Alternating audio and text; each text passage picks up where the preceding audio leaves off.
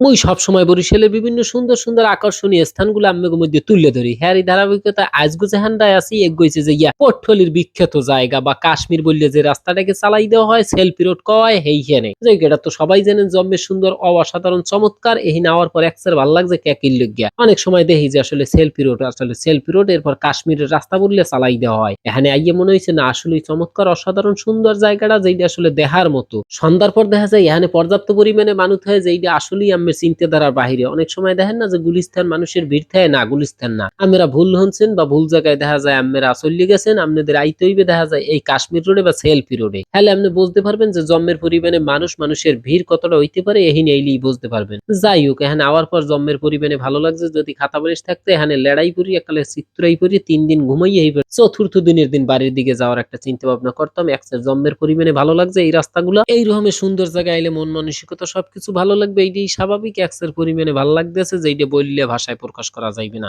যাই হোক এইখানে আসার পর একটা জিনিস মনে হইছে যে সিঙ্গেলদের জন্য এই রাস্তা নাকি